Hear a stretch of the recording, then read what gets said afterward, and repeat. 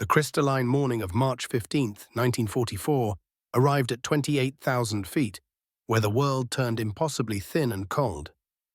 Lieutenant Tommy Morrison's breath fogged against the inside of his canopy, despite the -40-degree air pressing against the outside of his aircraft.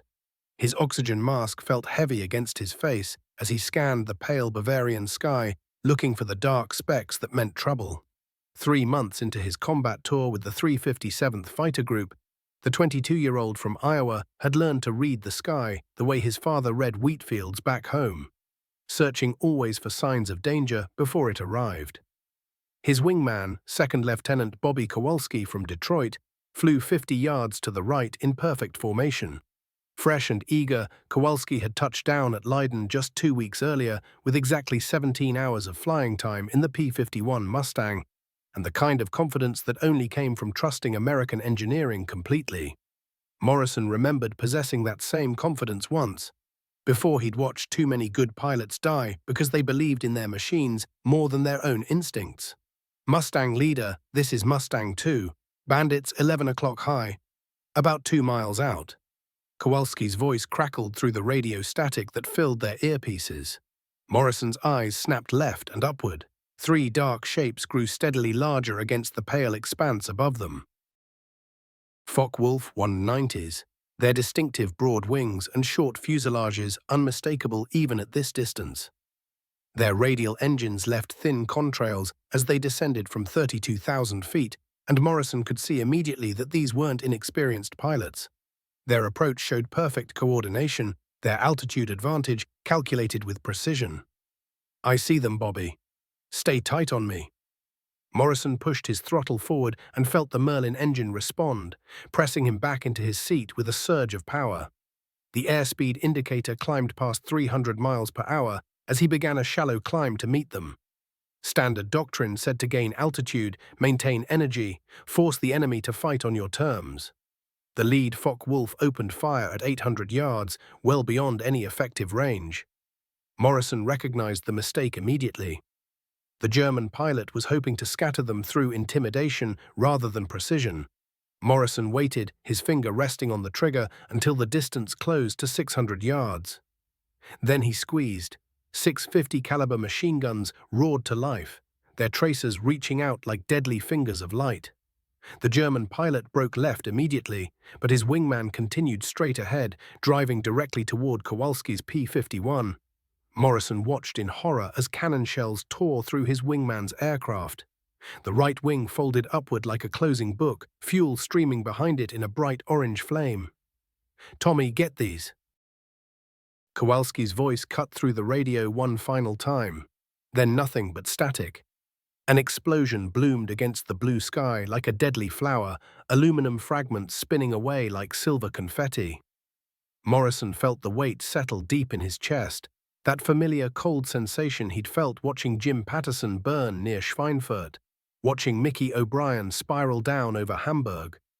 Good men, all of them, dead because he'd led them into situations their training never quite prepared them for. Now he faced 2 Fock-Wulfs, and they held every advantage. The German fighters split apart in textbook fashion, one high and one low, executing a pincer maneuver that would trap him between their guns no matter which direction he turned. His ammunition counter showed less than 200 rounds remaining per gun. Maybe 15 seconds of firing time if he was careful. Against 2 experienced pilots in superior climbing aircraft, those numbers meant death. Morrison pulled back on the stick, trying to gain altitude for any kind of fighting chance, but the lead Fock-Wulf was already diving from above. At 27,000 feet, the German fighter possessed every advantage. The second 190 was climbing from below, cutting off any escape route toward lower altitude. Every manual he'd ever read, every instructor who'd trained him, every veteran pilot who'd shared hard wisdom over warm beer in English pubs had said the same thing. Climb, turn, fight. Use the Mustang's superior range and endurance to outlast the enemy. Never, under any circumstances, give up altitude in a dogfight. But as cannon shells bracketed his aircraft, exploding in bright flashes that rocked the Mustang's frame, Morrison made a decision that defied every piece of conventional wisdom he'd ever learned. He pushed the stick forward, Hard, the P-51's nose dropped toward the earth like a stone cast from heaven. The airspeed indicator began its rapid climb. 350, 400, 425. The Merlin engine screamed as Morrison pushed the throttle all the way to the firewall, demanding every ounce of power the Packard-built motor possessed. G-forces pressed him against his shoulder harness as the dive steepened, the Bavarian countryside rushing upward with terrifying speed. Behind him, he could hear the lead Fock-Wulf pilot following, confident that his superior fighter would overtake the fleeing American before Morrison could reach the safety of lower altitude. The German's cannons spoke again, but at 430 miles per hour, even small course corrections threw off his aim by hundreds of yards. At 440 miles per hour, something remarkable happened. Morrison's P-51 remained rock-steady, its controls responsive and precise. The laminar flow wing that North American Aviation had designed in partnership with the National Advisory Committee for Aeronautics cut through the thin air like a knife blade. But behind him, the pursuing Fock-Wulf began to shake violently. In his mirror, Morrison caught a glimpse of the German fighter's wings flexing dangerously, its pilot fighting controls that had become heavy and unresponsive. At 450 miles per hour, faster than Morrison had ever flown, the enemy aircraft approached its maximum dive speed, the point where aerodynamic forces would overcome structural integrity. The German pilot, his aircraft threatening to tear itself apart, pulled desperately out of the dive at 15,000 feet. Morrison continued down to 8,000 feet before pulling back on the stick, feeling the tremendous G-forces as the Mustang transitioned from dive to climb. The airframe groaned but held together, a testament to the engineering that had created the most capable fighter aircraft of the war. Now Morrison held the advantage. Speed, position, and an enemy pilot who had exhausted all his energy in that failed pursuit. He climbed back toward the remaining Fock-Wulf, which struggled to regain altitude after its aborted dive. At 12,000 feet, Morrison closed to 400 yards and opened fire. His remaining ammunition found its mark. The German fighter rolled over and fell toward the earth, trailing smoke and debris. As Morrison turned toward home, his hands shaking slightly on the controls, he realized he had stumbled onto something that would change everything. The P-51 Mustang could dive faster than any German fighter and maintain control where enemy aircraft would shake themselves apart. 3 days later, word of the tactic reached Luftwaffe headquarters, and the easy victories would end. The real battle was only beginning. The morning sun filtered through the canvas walls of the operations tent at RAF Leiden, illuminating pages covered with equations and diagrams that looked more like abstract art than military intelligence. Lieutenant Colonel James "Doc" Patterson hunched over his makeshift desk, sketching aircraft cross-sections on the back of a weather report with the methodical precision of someone who had once designed wind tunnels at the Massachusetts Institute of Technology. At 29, Patterson was older than most fighter pilots. His engineering background had delayed his entry into combat flying until 1943, when the Army Air Forces desperately needed experienced pilots who could think like scientists. Morrison's after-action report lay open beside the sketches, its clinical language failing to capture the revolutionary nature of what had happened over Bavaria 3 days earlier. Executed high-speed dive maneuver at 450 miles per hour. Enemy aircraft unable to maintain pursuit. Regained tactical advantage through superior dive characteristics. The words seemed almost mundane on paper, but Patterson understood their implications completely. Patterson had collected similar reports from other squadrons. Mustang pilots discovering almost by accident that their fighters could outdive any German opponent while maintaining perfect control authority. The pattern was unmistakable now. "Doc, you've been staring at those papers for 2 hours." Major General Curtis Bradley ducked into the tent with the purposeful stride of a West Point graduate, a man who treated every problem like a tactical exercise. Bradley commanded the 66th Fighter Wing, which meant he carried responsibility for keeping 3 groups of Mustangs in the air and their pilots alive long enough to win the war. "Please tell me you've figured out why Morrison's magic trick works." "Because I've got 23 other pilots asking if they should start diving at every German fighter they see." Patterson looked up, his wire-rimmed glasses reflecting the morning light. "It's not magic, General. It's physics. Specifically, it's the difference between the NACA 45-100 laminar flow airfoil and the conventional wing sections the Germans are using." He turned his sketchpad around, revealing a detailed cross-section of the P-51's wing. "Look at this shape. It's designed to maintain laminar airflow much longer than traditional airfoils. That means dramatically reduced drag at high speeds, which translates to better control authority when other aircraft are shaking themselves apart." Bradley studied the drawing with the focused attention of a commander who understood that technical advantages win wars more often than individual heroics. "Explain it to me like I'm a cavalry officer who learned to fly last year, because that's exactly what I am. Think of it this way." Patterson pulled out another sheet covered with performance curves. "Every aircraft has a critical Mach number, the speed at which airflow over the wings approaches the speed of sound and creates compressibility effects. For most fighters, including German designs, that critical Mach number is around 0.72. The P-51's laminar flow wing pushes that boundary up to 0.78, maybe even 0.8 in a dive." The general's expression remained skeptical. "That doesn't sound like much of a difference. At 28,000 feet where these fights are happening, 0.78 Mach equals roughly 470 miles per hour. Most German fighters start losing control authority at 420 miles per hour." Patterson drew a simple graph showing the relationship between altitude, speed, and control effectiveness. When you're operating 50 miles per hour beyond where your opponent begins losing control, you own that engagement. The Mustang continued its descent at maximum power, Morrison holding the aircraft steady within its operational envelope while the German fighter trailing behind him pushed beyond what its design allowed. Bradley's expression shifted, understanding beginning to dawn across his weathered face. "That means our pilots can dive away from German opposition and still recover safely," Patterson explained, his voice carrying the enthusiasm of an engineer who had solved something genuinely elegant. "Beyond that, they possess the capacity to accelerate through the dive, reclaim altitude, and position themselves for another attack from above."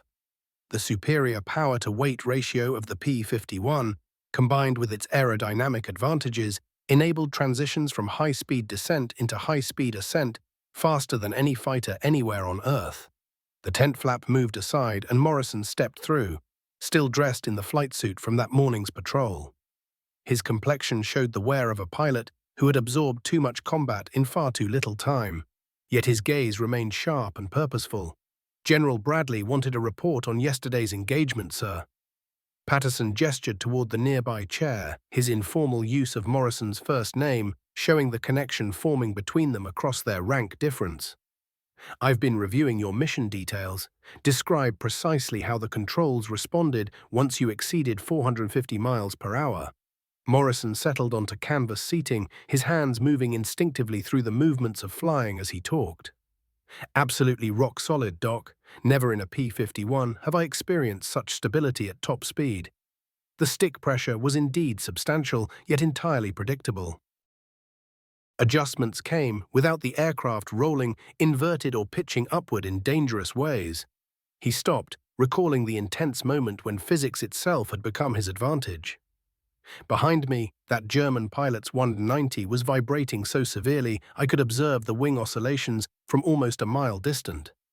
Patterson continued writing, recording Morrison's account and integrating it into his expanding grasp of what was happening. "How did the recovery feel? Any complications with the controls? Began my pull-up at roughly 8,000 feet with about 6 Gs acting on the structure. The frame responded with noise, yet nothing suggested real danger. Recovered to around 12,000 feet, still carrying enough energy to chase down the second German fighter." Wonder lingered in Morrison's tone, as though the experience still seemed almost impossible. Bradley's posture straightened, his tactical instincts already considering the ramifications. "How many of your pilots possess this capability?" Patterson considered the question carefully before responding. Morrison achieved it with merely 50 hours on the Mustang and decent altitude to work with. The aircraft shoulders the burden, our role involves knowing what it can accomplish and respecting those boundaries. He produced a document containing technical details extracted from North American aviation's engineering records. Certified ceiling, 41,900 feet, maximum dive velocity, 480 miles per hour in unloaded configuration. Vertical climb rate, 3,200 feet per minute at operational weight. Morrison examined these specifications with the care of someone whose survival depended on absolute knowledge of his machine's limits. "Doc, what about our adversaries? Will the Germans develop answers to this?" Patterson's face became more grave as he weighed his response. "They're already attempting it. Intelligence information indicates the Luftwaffe has begun evaluating captured P-51s at Rechland Test Center. New approaches will emerge, perhaps assaults from beneath where dive superiority becomes irrelevant, or engagements at reduced altitude where their aircraft excel." He looked at Morrison with complete attention. "Yet consider this unchangeable fact. The physics governing wing geometry cannot be overcome. German aircraft simply possess inferior characteristics for high-speed descents." Bradley got to his feet, his decision reached. "Doc, establish a comprehensive training curriculum. Every pilot in our unit will master Morrison's dive methodology, and they will execute it with precision. No reckless improvisation, only methodical execution rooted in technical data." When the general exited, Patterson returned to his technical work. Within those perfect curves of the laminar airfoil and the mathematical connection between speed and control lay the foundation for air superiority across Europe. The P-51 Mustang delivered American aviators a technological advantage capable of transforming the entire conflict if exploited strategically through systematic training instead of depending on individual brilliance. Yet in a place 800 kilometers away, at the heart of Luftwaffe operations, German aeronautical specialists examined their own mission reports and prepared their answer. Klaus Weber traversed the frozen runway surface at Rechland Test Center, his breath visible in the frigid April morning as he neared the most formidable aircraft in all of Germany. The seized P-51D Mustang rested among other Allied aircraft that had either been shot down or crash-landed across German territory. Its basic paint covered the aircraft now, replaced with the emblems of the Luftwaffe. Weber, now 31 years old, represented the Reich's most accomplished test pilot with more than 200 operational sorties and thorough familiarity with every fighter type operating across Europe. Yet this captured American fighter embodied something wholly unprecedented throughout his entire 4 years of active service. Weber's younger cousin, Lieutenant Hans, a Bavarian who had just completed fighter training, struggled to maintain pace as they crossed the concrete toward the machine. The teenager possessed romantic notions concerning aerial combat and convictions about German equipment superiority. Reality was preparing to challenge those assumptions through unforgiving engineering principles. Herr Hauptmann, the briefing this morning, mentioned extraordinary performance characteristics in the American machine. What precisely are these Americans executing that remains beyond our capabilities? That remains precisely why we are here, Hans. Weber moved his fingers across the Mustang's wing surface, experiencing the exceptionally smooth texture resulting from manufacturing precision that German industry, exhausted from years of bombardment and lacking sufficient skilled workers, could no longer replicate. Accounts from the front describe American fighters performing descents at velocities previously thought impossible to manage in controlled flight. Our pilots attempting to maintain pursuit discover their own aircraft becoming completely unmanageable. The testing briefing presented disturbing information. Oberst Baer, the Reich's third highest-scoring ace with over 200 confirmed victories, had personally observed P-51s outdiving Fock-Wulf 190s and Messerschmitt 109s with what seemed almost unnatural efficiency. They accelerate downward at maximum throttle. Baer's account emphasized frustration, replacing his customary certainty. Our pilots pursuing them experience structural failure or total loss of response authority. Meanwhile, the Americans recover and climb back to offensive height while our aircraft struggle for basic control. Weber positioned himself in the Mustang's cockpit, instantly noticing the superior instruments and sensible organization reflecting American manufacturing philosophy. Germany had always celebrated rigorous production and original thinking, though this machine represented something distinct: methodical refinement grounded in extensive aeronautical research and mathematical calculation rather than inspired innovation. The remarkable wing design distinguishing the Mustang resulted from partnership between North American and the National Advisory Committee for Aeronautics, representing industrial cooperation that fractured German research operations could no longer achieve. The Packard Merlin engine ignited with the reliability characteristic of American production standards, its compression pump sounding as Weber moved toward the landing area. Awaiting him, additional German fighters prepared to participate in the examination, establishing whether German pilots could discover effective responses to the American descent approach. The Fock-Wulf 190D represented the culmination of German radial power plant development, reaching 440 miles per hour maximum velocity, actually exceeding the P-51's 437 miles per hour in horizontal flight. The latest Messerschmitt 109K version matched American altitude capability and climb performance, yet physics cared nothing for technical specifications or military heritage. At significant altitude above Polish territory, Weber directed the Mustang into a powerful descent, observing the velocity indicator accelerate beyond 400 miles per hour with steady control. The aircraft managed inputs flawlessly, its distinctive wing maintaining air attachment well above the boundary where conventional designs would collapse or demonstrate violent oscillation. Passing 450 miles per hour, quicker than anything Weber had previously experienced, the machine answered commands with instrument precision. His cousin Hans, piloting the Fock-Wulf, encountered the destructive reality of speed compression effects as his aircraft approached operational limits. At 420 miles per hour, the Dora became increasingly stiff and unresponsive. At 430 miles per hour, violent vibration began as air disturbances formed across surfaces, disrupting smooth flow and producing dangerous shaking threatening the structure. Hans reduced throttle and exited the descent, while the captured P-51 maintained acceleration away effortlessly. Rechlin's technical personnel documented measurements confirming pilot experience from the Western Combat Region. The American fighter maintained complete control response at velocities disabling or threatening German aircraft integrity. The critical velocity threshold where speed effects began harming the Mustang was approximately 0.78, compared to 0.72 for German competitors. This seemingly marginal distinction translated into substantial tactical superiority during typical combat altitudes. Klaus sat inside the analysis chamber, examining performance information, displaying German aviation's technical regression through mathematical evidence. Germany's once dominant aircraft sector had fallen behind in critical high-velocity aerodynamics. When German designers had pursued maximum horizontal speed and vertical climb performance, traditional fighter characteristics, American designers had systematically addressed the high-velocity complications restricting modern combat aircraft. Hans expressed the disappointment of someone confronting physics beyond personal determination. Herr Hauptmann, surely modifications could bring our existing designs to American capability levels. Weber studied his younger relative with the understanding of experience. The distinctive wing geometry demands manufacturing precision our facilities cannot currently satisfy.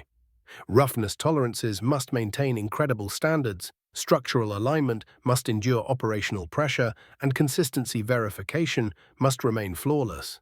He indicated intelligence documentation showing American production facilities, enormous installations vastly exceeding surviving German capacity. American production reaches 1,500 P-51s monthly, maintaining identical standards. Germany manages perhaps 50 fighters per month, each substantially different from others. Yet Klaus Weber possessed resistance toward accepting inevitable outcome without investigating all defensive possibilities. Throughout subsequent weeks, he created tactical approaches specifically countering the American descent advantage. German pilots would assault from underneath positions where Mustang high-altitude capability provided nothing useful. Battles would occur at reduced altitudes where Fock-Wulf roll characteristics and heavy weaponry might overcome Mustang maneuverability superiority. Most critically, they possessed destructive armament, twin 20mm cannons delivering devastating strikes, ending engagements within seconds, before American pilots could escape utilizing their signature descent maneuver. These operational concepts circulated through remaining Luftwaffe formations with organizational precision Germany had previously demonstrated. Yet observing trainees like Cousin Hans getting ready for combat implementing these countermeasures opposite ever more experienced American pilots commanding superior equipment, Weber appreciated that tactical adjustment merely postponed the outcome. The P-51 represented something beyond equipment. It symbolized the technical and industrial capability that would ultimately settle the war. April 22, 1944, Morrison confronted 16 youthful replacement pilots inside the operations structure at RAF Debden. His chalkboard contained diagrams resembling mathematical theory more than standard fighter instruction. 90 days of operational experience had converted the young Iowan into something tougher and more methodical. A seasoned professional recognizing that survival demanded approaching aerial warfare as methodical science rather than adventure. His 12 documented victories, 4 accomplished through the descent method he discovered accidentally over Bavaria, had earned admiration from more senior aviators and responsibility for keeping inexperienced pilots surviving their first missions. Gentlemen, what I'm about to demonstrate represents knowledge that will either extend your existence or terminate it based on your proficiency. Morrison started, his delivery carrying weight earned through witnessing capable men perish from inadequate execution. The Mustang descent and recovery involves nothing mystical. It represents mathematics translated into practice, and mathematics shows no concern regarding personal conviction or national dedication. Lieutenant Jim Crawford had fresh wings from Arizona Flight School tucked under his belt. 23 hours in a P-51 Mustang, that was all. He raised his hand with the enthusiasm of someone sitting in a university lecture hall, not a military briefing preparing him for combat that could come within days. "Captain Morrison, sir," Crawford said, his voice carrying the confidence only inexperience can provide. "The manual says never to give up altitude in a dogfight. Isn't diving away just another form of running?" Morrison's jaw tightened. His eyes held a distant look, the kind that comes from remembering lessons learned in blood. 3 months ago, he'd asked that same question, before he understood that dead heroes accomplish nothing for the war effort, before he lost friends to that thinking. "Forget everything your manual told you about traditional dogfighting," Morrison said, his voice steady and cold. "The P-51D has a critical Mach number of 0.78. That means this aircraft can dive at 470 miles per hour while maintaining full control authority. Every German fighter in the sky starts losing controllability at Mach 0.72. That's roughly 420 miles per hour at combat altitude."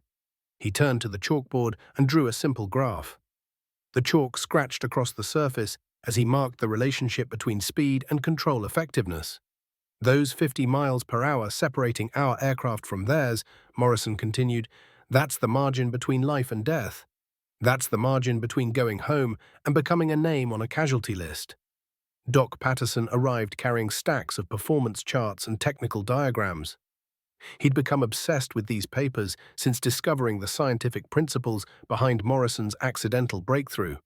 The MIT-trained engineer had spent weeks analyzing gun camera footage and pilot reports, transforming desperate individual acts of survival into systematic tactical doctrine that could be taught and replicated. "Tommy's absolutely right about the physics," Patterson said, spreading detailed cross-sections of wing designs across the briefing table. "But the real advantage isn't just diving away from German fighters. It's the transition from dive to climb that gives us tactical superiority."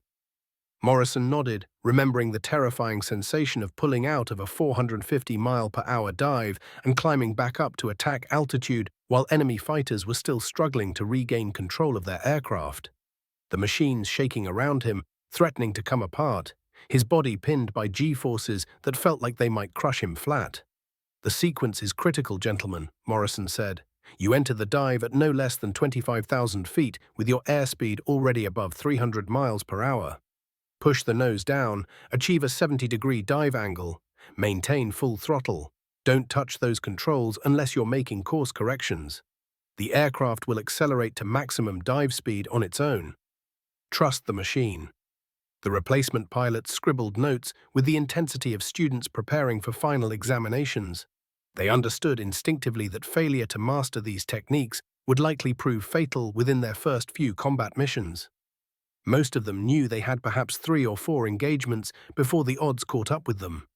Second Lieutenant Michael Sullivan, a red-headed pilot from Boston with hollow eyes that hadn't quite adjusted to what he'd witnessed, raised his hand. Sullivan had lost his older brother over Schweinfurt 6 months earlier.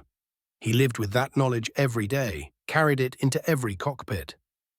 "What if the Germans are waiting for us at the bottom of the dive?" Sullivan asked. That question haunted every fighter pilot in the European theater, the question that kept them awake between missions. Patterson consulted his intelligence reports, documents that painted an increasingly sophisticated picture of German tactical adaptation. Their learning curve had accelerated dramatically. Recent combat reports indicate Luftwaffe fighters are positioning themselves at multiple altitude levels, Patterson explained.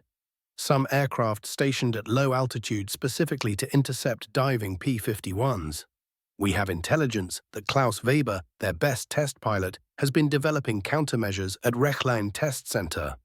He pulled out reconnaissance photographs showing German airfields with dispersed fighter formations and new tactical deployment patterns. The Germans were learning, adapting, evolving.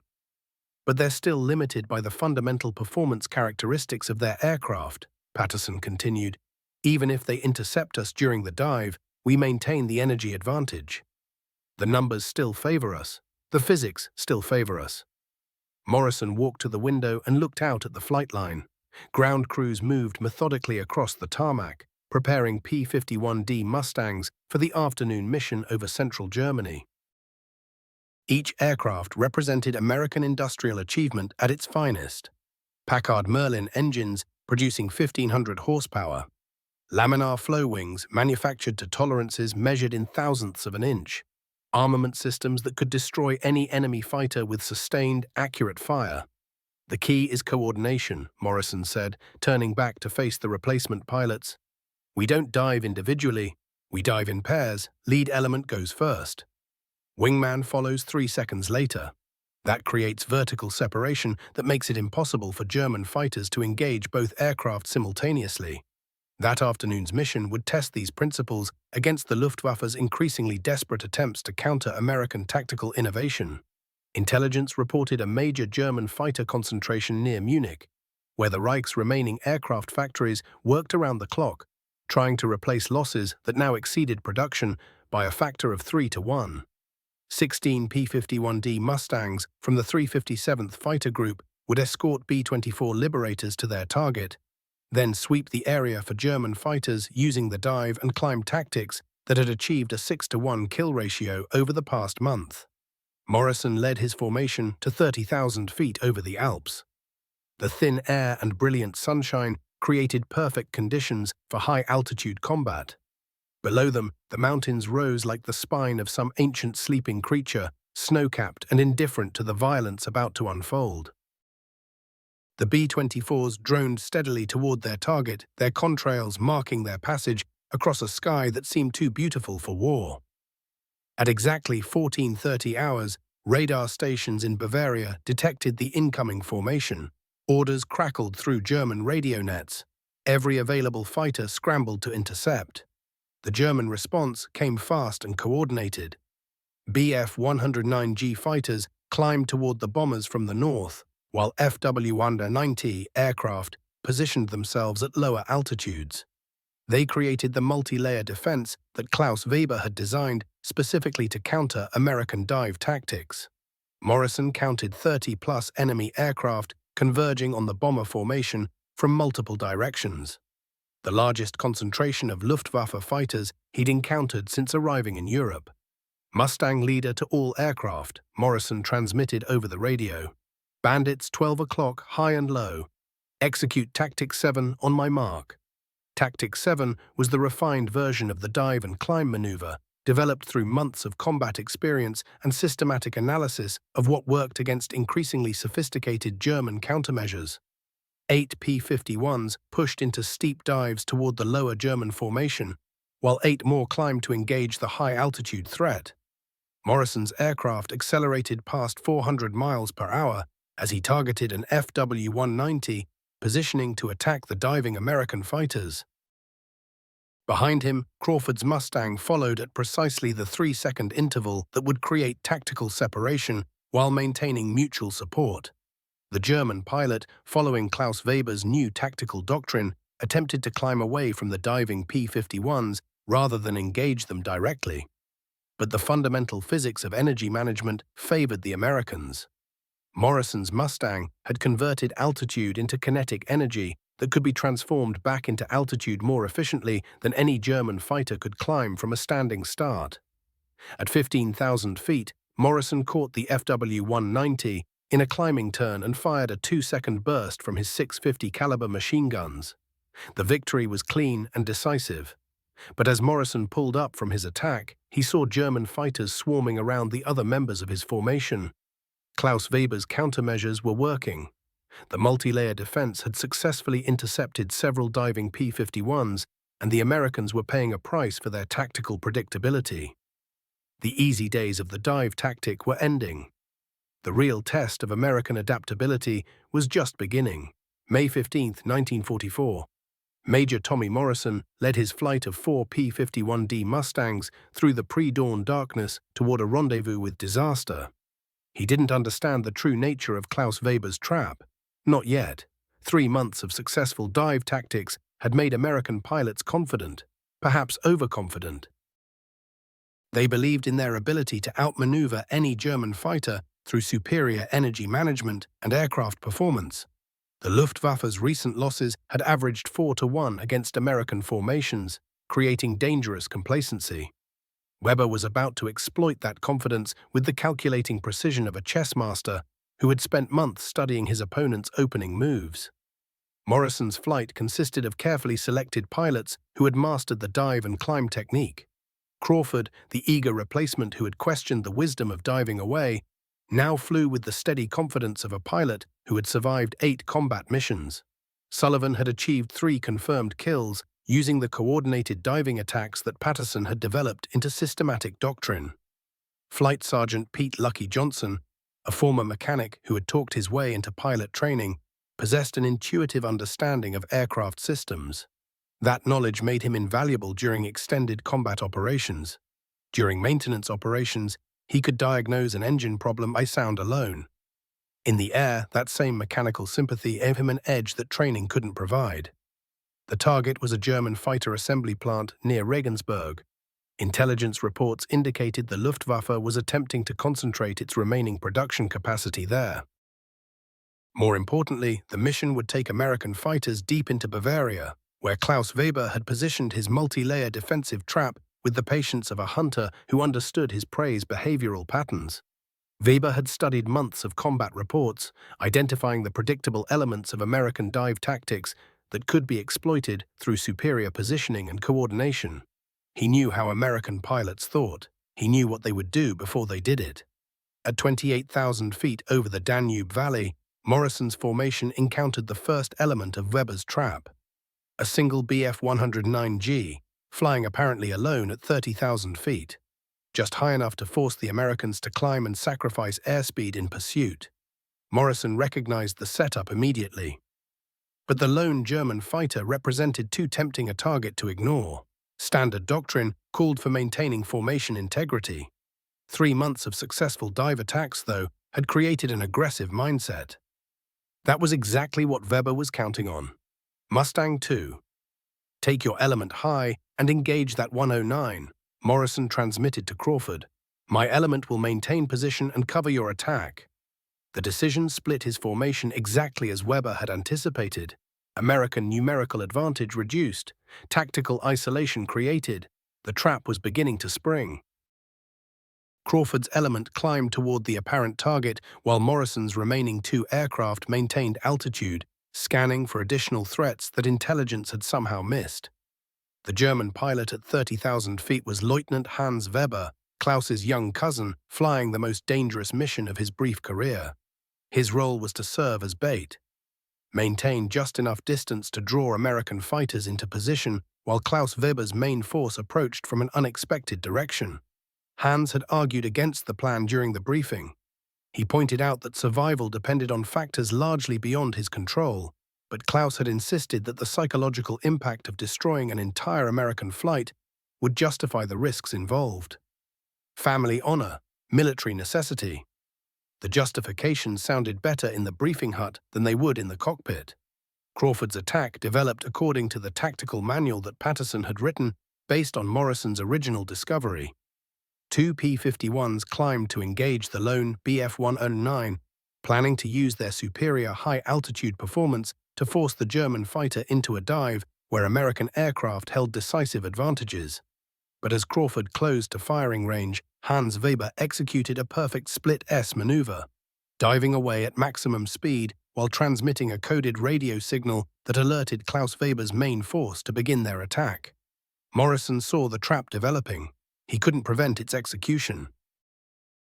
From below and behind, 8 FW-190A fighters emerged from a cloud layer at 22,000 feet, climbing rapidly toward Crawford's element.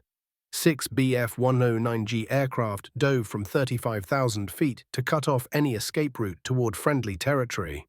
The German formation had been positioned with mathematical precision. Interlocking fields of fire created. American dive tactics would become suicidal rather than advantageous. Klaus Weber led the high-altitude element personally, his experienced eye calculating closure rates and firing solutions with the precision of an engineer who had spent months studying American tactical patterns. He had transformed the Americans' greatest tactical advantage into a deadly vulnerability. Crawford's wingman, Lieutenant O'Sullivan, was the first casualty. Caught between climbing FW-190s and diving Bf-109s, his P-51 took a direct hit from Weber's cannons. The right wing severed at its root. The Mustang rolled inverted and began a flat spin from which no pilot could recover. The Packard Merlin engine screaming in protest as centrifugal forces tore the aircraft apart. O'Sullivan's voice cut through the radio static one final time. "Tommy, they were waiting for us." Then silence. His aircraft exploded against the Bavarian countryside, scattering wreckage across the landscape like the broken remains of something that had never belonged in the sky. Morrison executed an emergency dive toward the deck. Standard tactical doctrine abandoned in favor of desperate survival instincts. His remaining wingman, Sergeant Johnson, followed him down, while Crawford fought a losing battle against overwhelming odds at high altitude. The coordinated German attack had achieved what months of individual combat could not: the systematic destruction of an experienced American flight through superior tactical planning rather than aircraft performance. At 8,000 feet, Morrison leveled off and began the climbing turn that should have restored tactical advantage. But Klaus Weber had anticipated this response. Two FW-190s were waiting at medium altitude, their pilots having calculated exactly where diving P-51s would attempt to regain energy. Morrison found himself trapped in the same tactical box that had destroyed O'Sullivan, unable to dive because German fighters controlled the low altitude, unable to climb because enemy aircraft dominated the high ground, trapped between fire from above and fire from below. Johnson's P-51 took hits from multiple German fighters as he attempted to cover Morrison's escape. The young sergeant, whose mechanical knowledge had made him invaluable during maintenance operations, fought his damaged aircraft with the same methodical precision he had once applied to engine repairs. 20mm cannon shells cared nothing for individual skill or mechanical sympathy. Johnson's Mustang shed pieces of wing and fuselage as he struggled to maintain formation with Morrison, leaving a trail of aluminum debris across the Bavarian landscape like breadcrumbs leading toward his own funeral. Morrison's escape came through luck rather than tactical brilliance. A formation of P-47 Thunderbolts from the 56th Fighter Group, returning from a separate mission, arrived at exactly the right moment. The massive American fighters, each carrying twice the ammunition load of a P-51, provided enough firepower to scatter the German formation. Morrison escaped toward friendly territory, his shot-up Mustang barely holding together. The damage was done. 3 experienced American pilots were dead. Klaus Weber had demonstrated that German tactical innovation could neutralize American technological advantages through superior planning and coordination. As Morrison landed at RAF Leiston, his P-51 barely holding together, he understood something fundamental had shifted. The easy victories were over. The Luftwaffe had learned to turn American strengths against themselves. The next phase of the air war would require new thinking. Refined versions of existing tactics weren't enough anymore. The dive tactic that had seemed so revolutionary just 3 months earlier was becoming predictable. And predictability in aerial combat was another word for death.